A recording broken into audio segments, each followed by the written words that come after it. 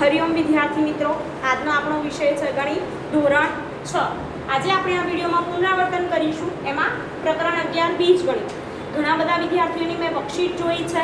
ए वर्कशीटमां बीजगणितमां जे समीकरण संतोषाय छे के नहीं, अभिव्यक्ति लखवानी अथवा तो गणतरी करवानी होय छे के आ जे संख्या आपी छे तेनो उकेल छे के नहीं, तेमां घणा बधा विद्यार्थीओए बहु ज भूल करी छे। गणतरी पण बरोबर करी नथी।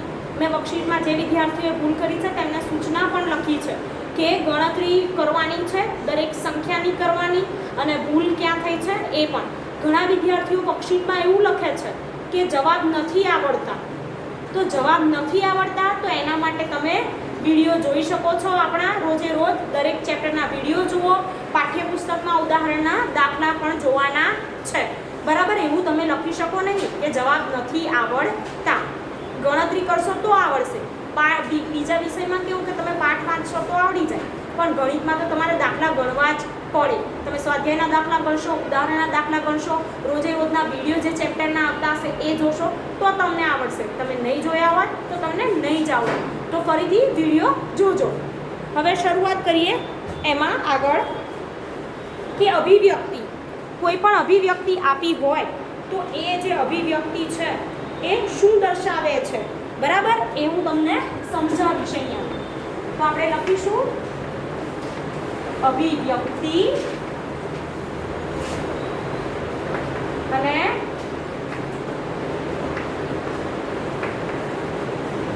शुं दर्शावे छे, बराबर। तो आपणे लखीशुं एमां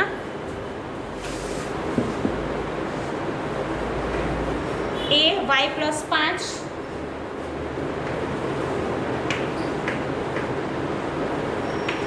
b t-7 c 10a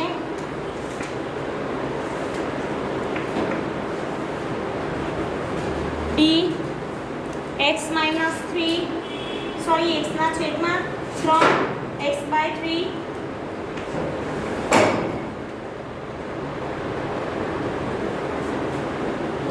-5 q। હવે હું પહેલા 5 લખી છે, આ q છે, ઇંગ્લિશ મૂળાક્ષર, એટલે તમે એને 9 ના સમજતા, q છે, બરાબર। તો હવે અહીંયા આ જે અભિવ્યક્તિ મેં લખી કે y+5 t-7 10a x/3 અને -5q, તો એ શું દર્શાવે છે? તો અહીંયા તમે દેખી શકો કે સરવાળો છે, बराबर ने? सरवाड़ो है कि नहीं? तो हाँ, सरवाड़ो है। कोनो कोनो सरवाड़ो है? y અને 5 नो। तो आपणे शुं लखी शकीए? अहींया अभिव्यक्ति शुं दर्शावे छे के y मां 5 उमेरो। शुं दर्शावे? y मां 5 उमेरो। तो अहींया लखीशुं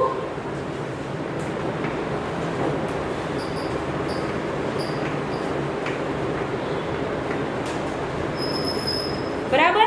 हवे जुओ आगळ t-7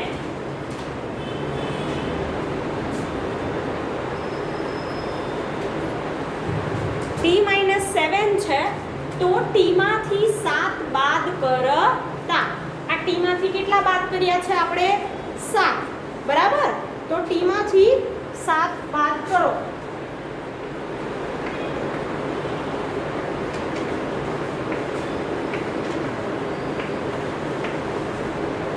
ત્રીજું 10a, તો 10a છે તો એનો 10 સાથેનો ગુણાકાર, આ ગુણાકારના સ્વરૂપમાં છે।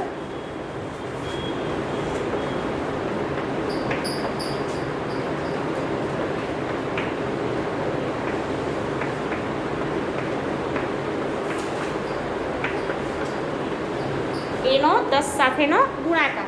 આગળ જોઈએ x ના છેદમાં 3 છે તો x નો 3 વડે શું થશે? ભાગાકાર। અહીંયા લખીશું x નો 3 વડે ભાગાકાર। તમારે મારી સાથે લખવાનું છે, તમે વિડિયો જોવો ત્યારે પણ નોટમાં લખતા હોવા જોઈએ અને બધા વિદ્યાર્થીઓએ પણ લખવાનું જ છે. x નો 3 વડે ભાગાકાર. હવે -5q છે, તો એમાં આપણે શું લખીશું? તો q નો -5 સાથેનો ગુણાકાર.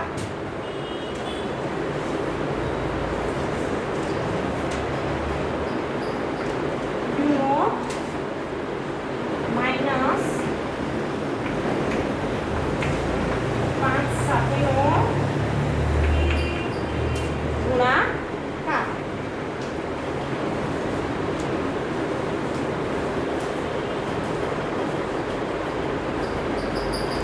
હવે આ થઈ અભિવ્યક્તિ.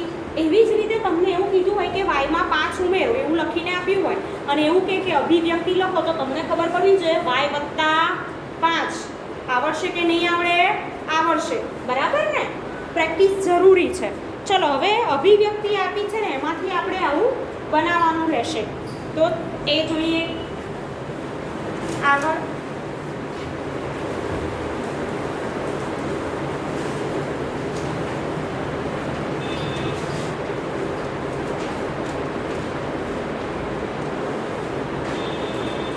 હવે જુઓ પહેલું કે 12 ને z માંથી બાદ કરતા.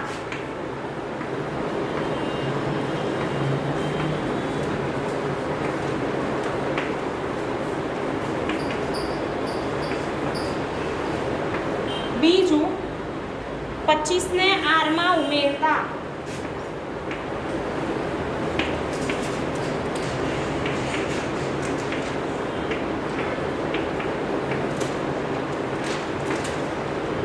ત્રીજું p ને 16 વડે ગુણતા.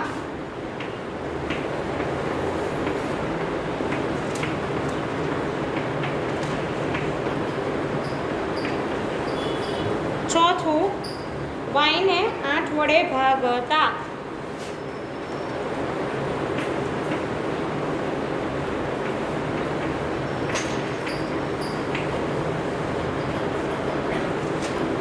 આગળ પાંચમું m ને -9 વડે ગુણતા.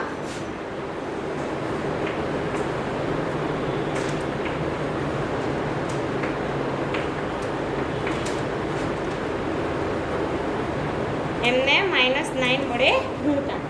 હવે આ લખી દીધું. આમાંથી આપણે બનાવવું હોય, બરાબર, તમારે અભિવ્યક્તિ લખવી હોય તો તમારે શું કરવું પડે? તો 12 ને z માંથી બાદ કરતા. તો પહેલા શું લખીશું? z એના -12 થઈ ગયું. z -12 બરાબર. હવે 25 ને r માં ઉમેરતા. શેમાં 25 ઉમેરવાના છે? r માં. બરાબર. તો શું લખીશું? r + 25. ત્યારબાદ p ને 16 વડે ગુણતા.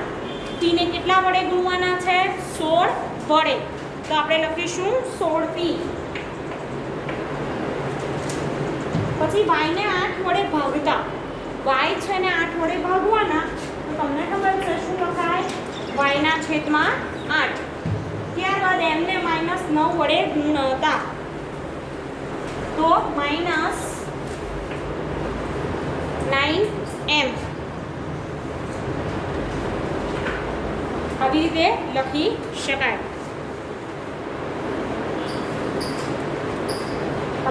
તમારે આવી રીતે લખવાનું રહેશે.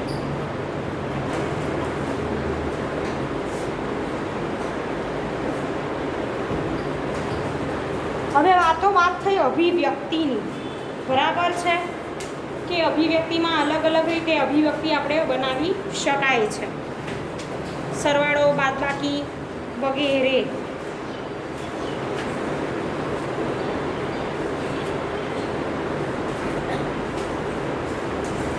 હવે જ્યારે અભિવ્યક્તિનો વ્યવહારિક ઉપયોગ, આપણા વ્યવહારિક જીવનમાં એનો ઉપયોગ કરીએ છીએ, તો કેવી રીતે થાય એવું તમને સમજાવું.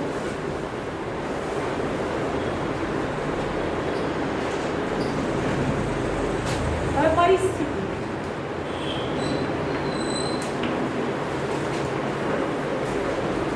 પછી છે ચલ. અને ત્રીજો પોઈન્ટ છે અભિવ્યક્તિનો ઉપયોગ કરીને વિધાન. વિધાન. બરાબર. કેવી રીતે બને એ સમજાવું છું હું તમને. તો એમાં સરિતા પાસે અમીના કરતાં 10 લખોટી વધુ છે.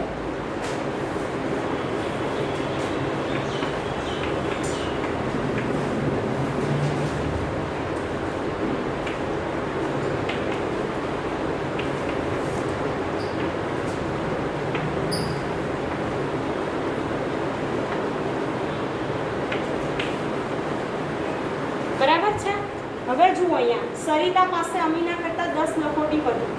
અહીંયા કેટલી અમીના પાસે છે એવું નથી કીધું, પણ એવું કીધું છે કે અમીના કરતાં 10 લખોટી વધુ સરિતા પાસે છે. સરિતાની એ નથી ખબર ને અમીનાની એ નથી ખબર, પણ એવું કીધું કે વધુ છે, 10થી વધુ. તો આપણે શું લખાય કે પહેલાં તો અમીનાની ધારવી પડે. તો ચલમાં શું ધારીશું કે ધારો કે અમીના પાસે x લખોટી છે. ચલનો ઉપયોગ કરીએ છીએ આપણે.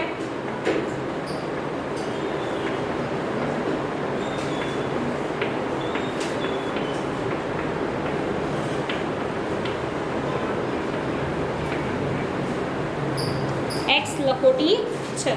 હવે વિધાન કેવી રીતે બનાવાય? અમીનાની ખબર પડી ગઈ, અમીનાની x છે, તો સરિતાની કેટલી છે? 10 વધુ છે. તો શું થશે કે સરિતા પાસે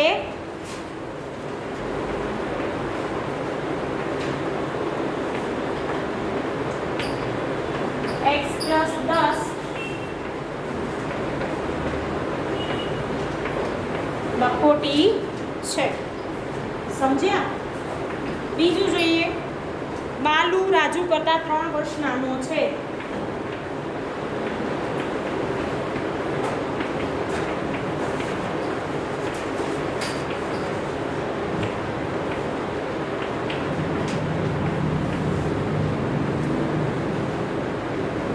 હવે આપણે રાજુની ઉંમર શું કરવી પડશે? ધારવી પડશે. તો ધારો કે રાજુની ઉંમર x વર્ષ છે. હવે બાલુની ઉંમર કેટલી છે? નાની છે. વધારે હોય તો સરવાળો કરવાનો નિશાની, ઓછી હોય તો બાદ બાકી, ભૂલવાનું નહીં. તો બાલુની ઉંમર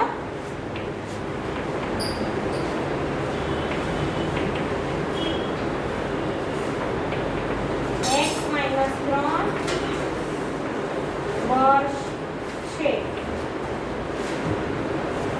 કેટલા થશે? x - 3 વર્ષ. આગળ જોઈએ.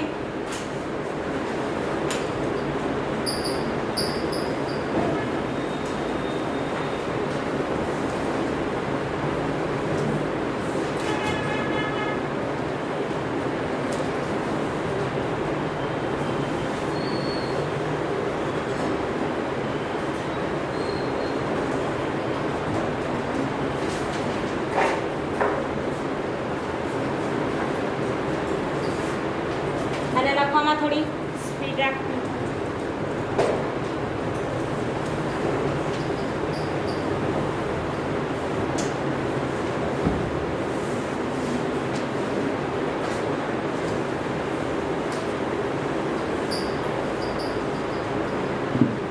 હવે જુઓ આગળ એમાં બીજું ઉદાહરણ કે આજથી 5 વર્ષ પછી સુશાંત કેટલા વર્ષનો હશે?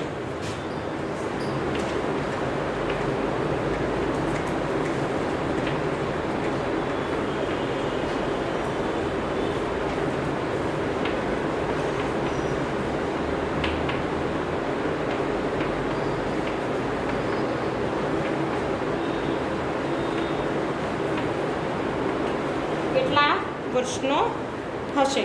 બરાબર. ધારો કે સુશાંતની હાલની ઉંમર x વર્ષ છે.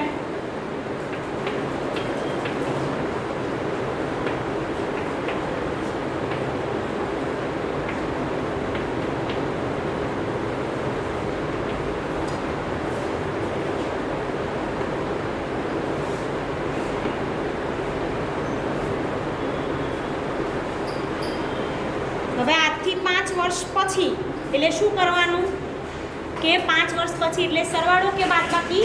સરવાળો. તો આજથી 5 વર્ષ પછી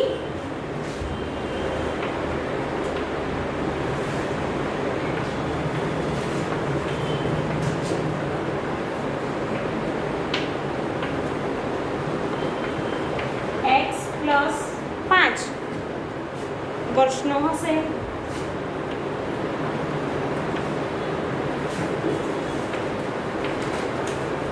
બરાબર ને? સમજ્યા? હવે આગળ જોઈએ બીજા.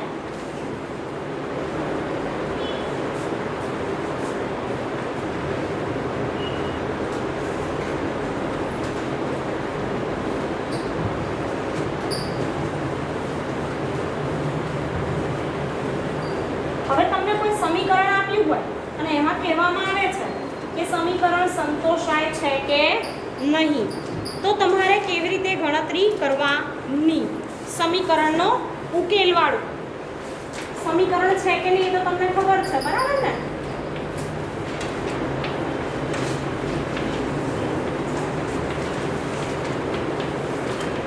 હવે પહેલા સમીકરણ છે કે નહીં એ સમજાવી દો જેથી તમને આઈડિયા આવે. x + 20 = 70. તો આ છે એ સમીકરણ છે કે નથી? તો તમે કહેશો સમીકરણ છે. કેમ છે? તો કારણ દર્શાવીશું. પહેલા આવી રીતે લખવાનું કે આ સમીકરણ છે, તેમાં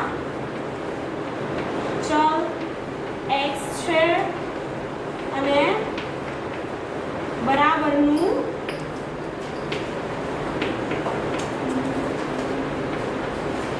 ચિહ્ન છે. સમજ્યા? આવી રીતે તમારે લખવાનું રહેશે. અંગ્રેજી મૂળાક્ષરો x, y, z, p, q, r એ બધા ચલ કહેવાશે. બીજું એક ઉદાહરણ આપું.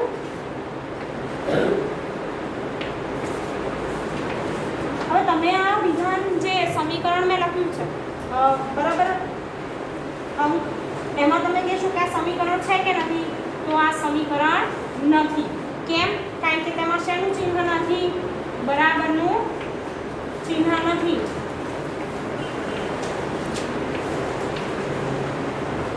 ચિહ્ન છે.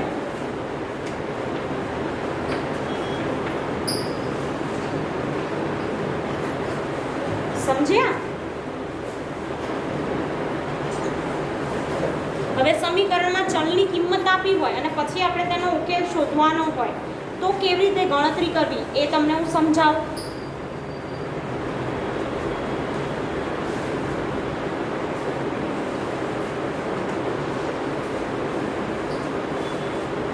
ચાલો જુઓ અહીંયા.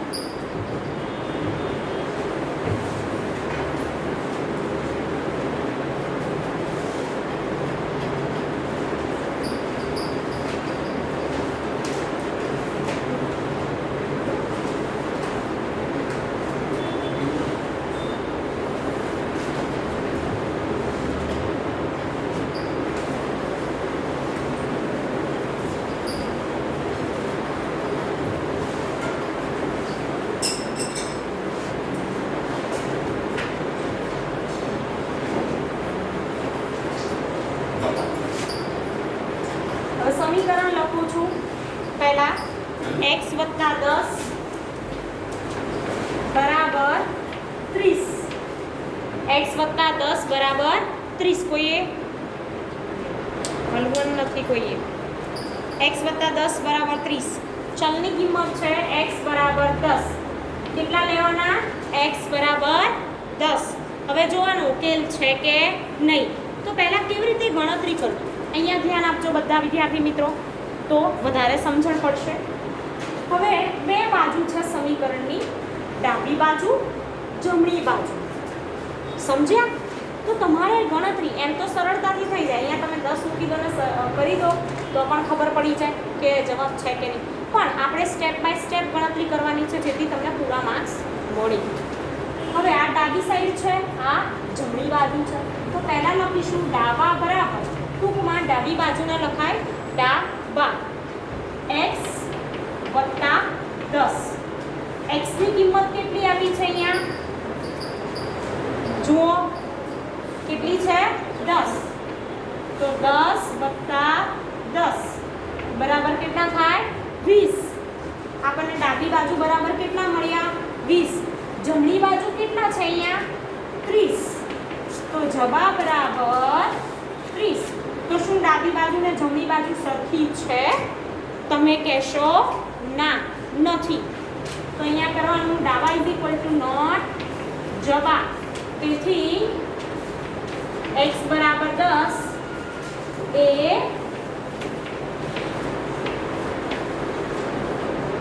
ઉકેલ નથી. સમજ્યા? આવી રીતે ગણતરી કરવાની તો તમને 2 માર્ક્સ મળશે, નહીંતર તમને 2 માર્ક્સ મળશે નહીં. એવી જ રીતે તમે બીજું કોઈ સમીકરણ લખો.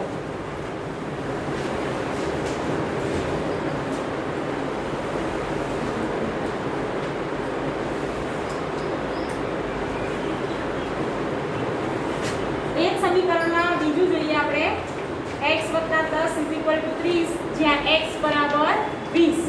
અહીંયા ચલની કિંમત આપણે બદલી, પહેલા 10 હતી, હવે કેટલી કરી છે? 20 કરી છે. ચલો જોઈએ. ડાબા બરાબર x + 10 = 20 + 10. 20 મૂકવાની x ની કિંમત કેટલી આવશે? 30. અને જબા બરાબર 30. તો ડાબા ને જબા સરખા છે? ડાબી બાજુ જમણી બાજુ? હા, 30 30. તો આ સમીકરણનો ઉકેલ છે.